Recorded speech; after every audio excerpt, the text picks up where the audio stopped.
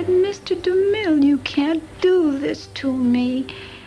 She was the glittering queen of the silent screen, the woman who could command a room with a single glance. And yet behind the camera flashes and champagne toasts, Gloria Swanson's life was anything but perfect.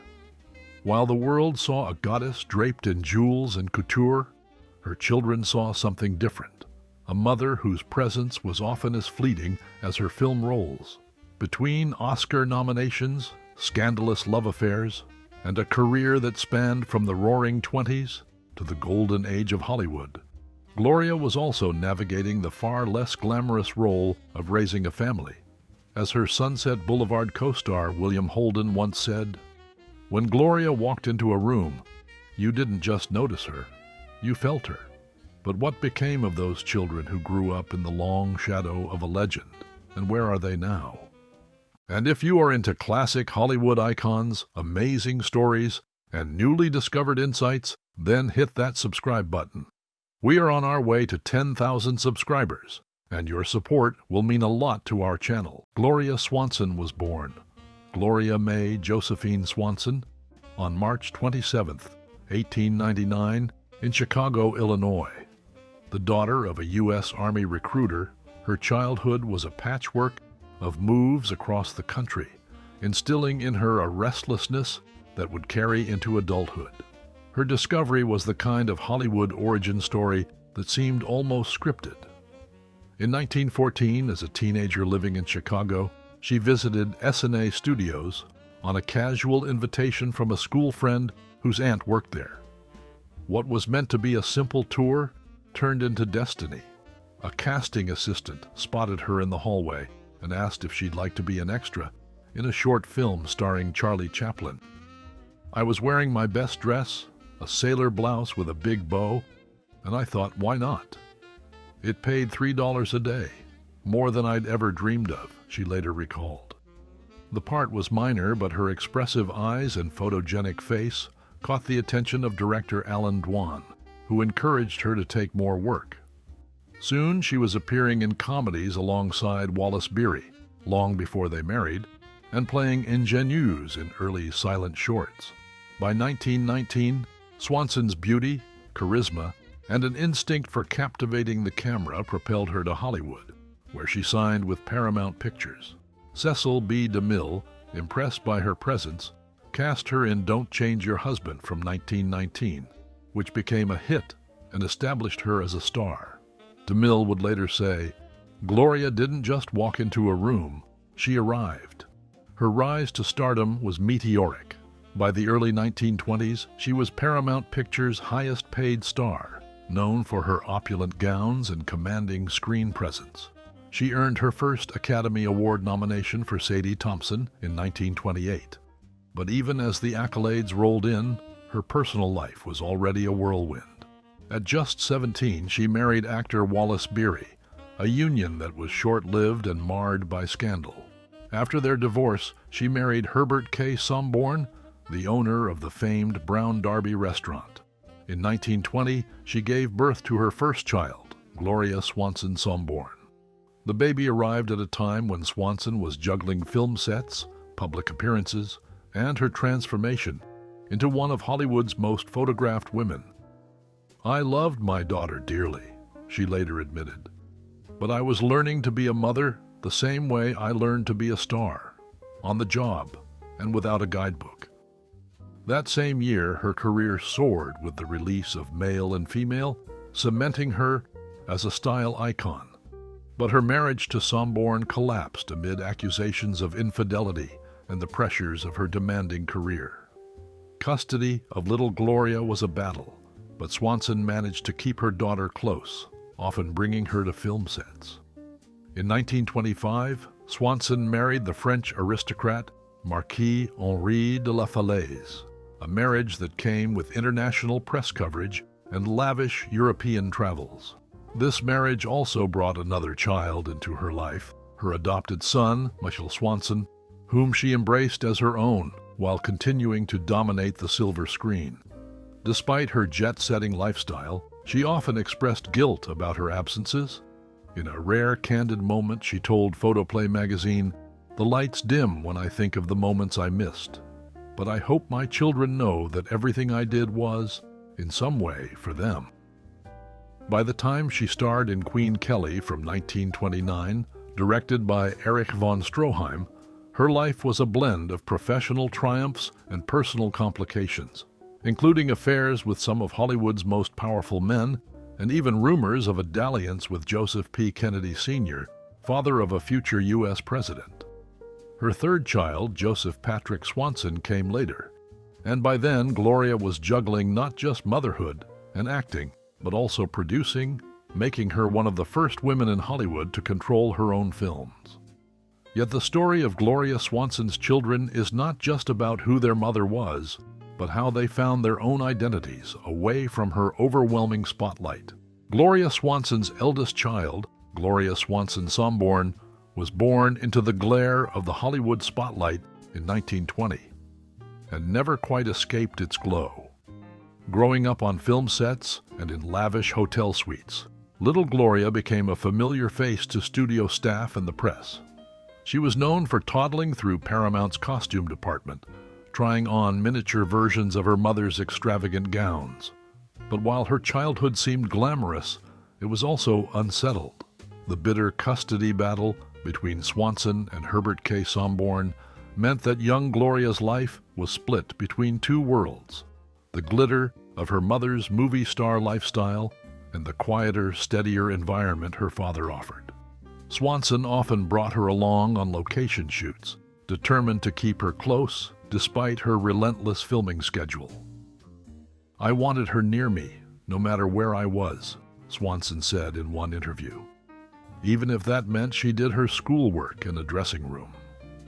As she grew older, Gloria Jr. attended elite schools in California and Europe, the latter thanks to her mother's marriage to Marquis Henri de la Falaise.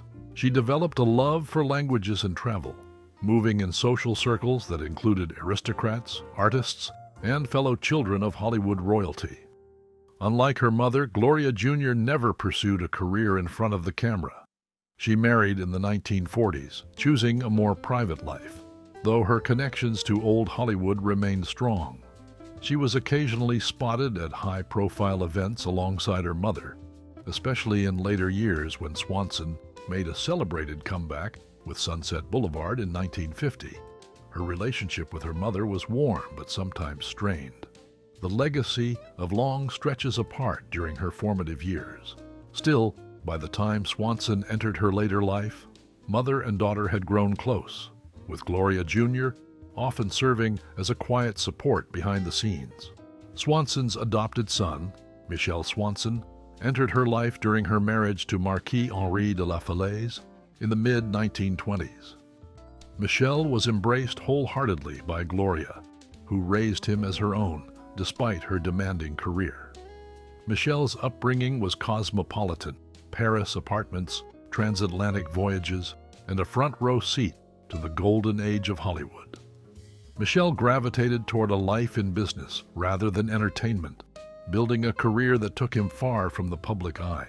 But he remained deeply loyal to his mother, often visiting her in New York during her later years.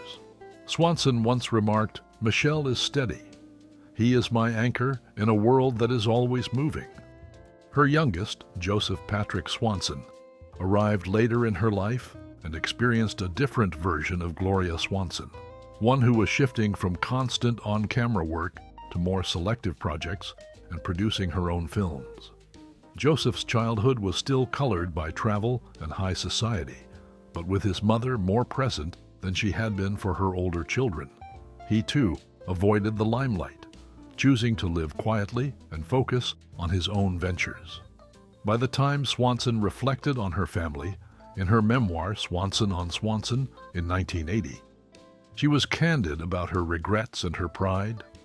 "I did not always get it right," she wrote, "but my children taught me as much about life as any script I ever held in my hands." Her children, whether by birth or adoption, each forged their own paths, distanced from the relentless demands of Hollywood, but forever connected to one of its most enduring icons. In her final years, Gloria Swanson remained a fixture of New York's social and cultural scene, living in a Park Avenue apartment filled with mementos from her decades in Hollywood. She continued to attend events, give interviews, and speak passionately about preserving the artistry of classic cinema. Even in her 80s, her style and poise were unmistakable. As columnist Liz Smith once said, Gloria didn't age, she just became more Swanson. She made occasional television appearances, often speaking about Sunset Boulevard and the silent era, and lent her voice to causes she cared about, from the environment to the arts. Friends noted that she was sharp, witty, and fiercely independent until the end. On April 4, 1983, Gloria Swanson died of a heart condition at New York Hospital. She was 84 years old. News of her passing sparked tributes from around the world. Headlines mourned Hollywood's last queen, and film historians celebrated her as a pioneer, a woman who not only commanded the screen, but also took control behind the scenes as a producer, at a time when few women did. Her funeral at the Church of the Blessed Sacrament in Manhattan was attended by friends, family, and luminaries from stage and screen. Swanson was buried at the Episcopal Church of the Heavenly Rest in New York City. A memorial service in Hollywood later that year drew industry veterans who spoke of her indomitable spirit. Her children shared heartfelt memories in the days following her death. Gloria Swanson Somborn, her eldest, said, "She was larger than life to the public, but to me she was simply mother, strong, determined, and loving in her own unique way." Michel Swanson called her a woman who never stopped moving forward, who believed that life was meant to be lived with style and courage. Joseph Patrick Swanson remembered her as someone who encouraged me to find my own voice, even as she used hers to captivate the world. In the years since her passing, her children and later descendants have worked quietly to keep her legacy alive. They have supported film preservation efforts, donated personal archives to museums, and attended retrospectives of her work. At screenings of Sunset Boulevard and her silent classics, they've shared personal anecdotes that reveal the woman behind the legend, the mother who loved painting in the afternoons, who made elaborate Sunday dinners, and who never lost her sense of humor. Today, Gloria Swanson's name lives on not just in cinema history, but in the stories her family tells, tales of resilience, reinvention, and the unshakable belief that life, like a great performance, is meant to be played to the fullest. Gloria Swanson's legacy hasn't just endured in archives and retrospectives. It has been woven into pop culture itself. Even decades after her death, her name, face, and unforgettable performances continue to surface in films, television, fashion, and music. Her most famous role, Norma Desmond in Sunset Boulevard, 1950, has become a cultural touchstone. Lines like, "All right, Mr. DeMille, I'm ready for my close-up," are quoted in countless movies and TV shows, from The Simpsons to American Horror Story, often as shorthand for glamour tinged with a touch of madness. Directors still study her performance as a masterclass in both silent-era expressiveness and the transition to sound. Swanson herself has been portrayed or referenced in biopics, documentaries, and even Broadway musicals. The Andrew Lloyd Webber stage adaptation of Sunset Boulevard, which premiered in the 1990s and continues to be revived, immortalized her Norma Desmond for a new generation of theatergoers. Costumes inspired by her extravagant wardrobe, especially the turban and gown ensembles, have appeared in fashion editorials and on red carpets, often cited as pure Swanson. Pop artists and photographers have also paid homage to her. Andy Warhol created portraits of her in the 1970s, capturing her as a living symbol of old Hollywood's enduring allure. In music, her name drops up as a metaphor for grandeur and dramatic flair, a testament to how deeply she's embedded in the cultural imagination. Film schools regularly screen her work, not only for her acting, but for her pioneering role as a female producer in the 1920s, reminding students that she was more than just a face on a poster. And on social media, vintage film accounts keep her image alive, introducing her to younger audiences who may have never seen a silent film before. In short, Gloria Swanson is more than a Hollywood memory. She's a reference point, a symbol of what it means to command attention and leave an impression that outlasts a lifetime. Even as Hollywood continues to recycle her image and echo her most famous lines, Gloria Swanson's children and grandchildren have worked to ensure that her story is told in full, not just as a series of glamorous stills, but as the portrait of a complex, driven woman who lived through the birth of modern cinema and helped shape it. They have collaborated with museums and archives to restore her films, shared intimate recollections at screenings, and made donations of her costumes, letters, and personal effects, so that fans and historians alike can see the details behind the legend. When her name surfaces in a new movie or TV show, they take pride in knowing she still inspires. But they also make sure to remind people of the woman who painted in her spare time, doted on her pets, and hosted elaborate dinners where the guest list ranged from politicians to poets. In interviews, her family has reflected on the joy and challenge of sharing her with the world. "She belonged to the public," said daughter Gloria Swanson Somborn, "but we were lucky enough to have her as ours." Michel Swanson added, "Every time I hear her voice in Sunset Boulevard or see her image in a fashion spread, I smile, because she's still here, in her own way." Her legacy now lives in two parallel worlds: the global stage of popular culture, where she remains an icon, and the private sphere of her family's memories, where she's remembered for her wit, warmth, and unwavering sense of self. Together, those worlds keep Gloria Swanson not just alive in history, but vibrantly present in the here and now, a testament to the idea that true stars never really fade. So, after all the fame, the triumphs, and the complicated chapters of her personal life, perhaps the real question is this: is Gloria Swanson's greatest legacy the roles that immortalized her on screen, or the family who continue to carry her story forward? What do you think? Let us know in the comments below.